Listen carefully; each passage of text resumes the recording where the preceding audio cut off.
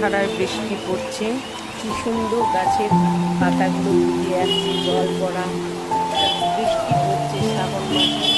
গাছের পাতাগুলোতে জলের ফোঁটায় রঙিন হয়ে যাচ্ছে, রঙিন হয়ে গেছে, বৃষ্টিতে ঝকঝক করছে।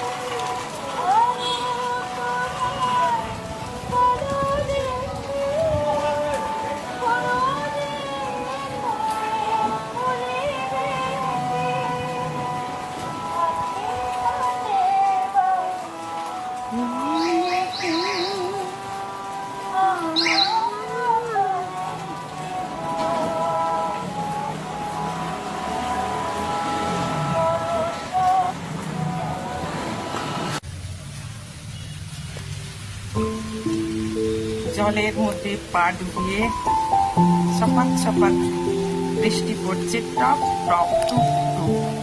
কি আনন্দ, জলের মধ্যে পা ডুবিয়ে বসে আছে। ছোটবেলার মতো জলের মধ্যে পা ডুবিয়ে বৃষ্টির ফোঁটায় নিজেকে ভেজাচ্ছি। জল পড়ে টাপুর টুপুর, নিজের পায়ের ওপর জল পড়ছে, কি আনন্দ লাগছে, ভালো লাগছে।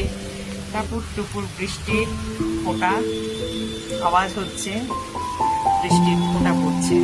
বৃষ্টি বৃষ্টি বৃষ্টি এ কোন অপরূপ সৃষ্টি, এত মিষ্টি মিষ্টি মিষ্টি আমার হারিয়ে গেছে বৃষ্টি। বৃষ্টি বৃষ্টি বৃষ্টি এই কোন অপরূপ সৃষ্টি, এত মিষ্টি মিষ্টি মিষ্টি আমার হারিয়ে গেছে বৃষ্টি।